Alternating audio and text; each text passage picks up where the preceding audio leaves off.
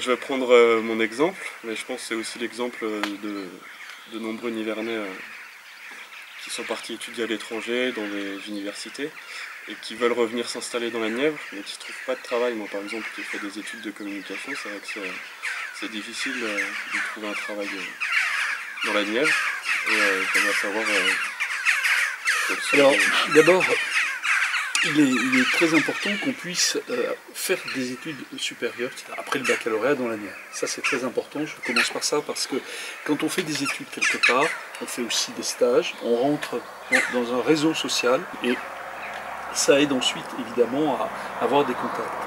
Et donc c'est pour ça qu'on s'est battu pour qu'il y ait, par exemple, des premières années de droit, une école d'ingénieur, des BTS aussi, dans plusieurs lycées de la Nièvre qui sont vraiment au bon niveau, l'école d'ingénieur à Nevers, bon, tout ça c'est important et on essaye même de mettre en place des études de médecine à Nevers, voilà, pour que les jeunes médecins puissent aussi être des lycéens nivernais qui auront commencé leurs études dans la Nièvre. Mais la question que vous posez, elle concerne plutôt ceux qui sont allés faire leurs études ailleurs. Évidemment, un certain nombre d'entre eux reviennent, mais beaucoup ont essayé de faire leur vie ailleurs.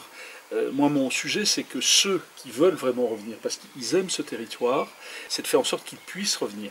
Et donc, ce qu'il faudrait, c'est qu'on soit beaucoup plus attentif au réatterrissage. Vous voyez, on peut organiser davantage les choses.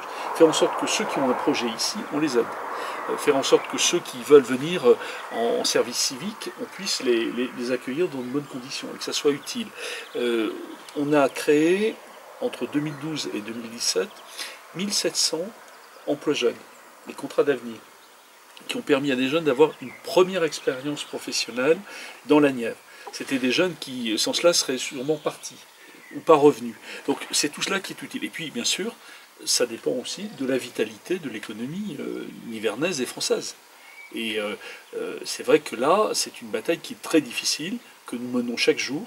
Mais je suis persuadé qu'on peut trouver une façon d'accueillir davantage, et votre question porte peut-être une réponse nouvelle, trouver une façon d'accueillir les jeunes qui veulent revenir dans une académie des projets, qui leur permettrait, une sorte d'incubateur, qui leur permettrait pendant quelques mois de mûrir leur projet, un projet dans la Nièvre, avec des Nivernais, de rencontrer peut-être des chefs d'entreprise, des associations, des élus, des accompagnateurs de projets.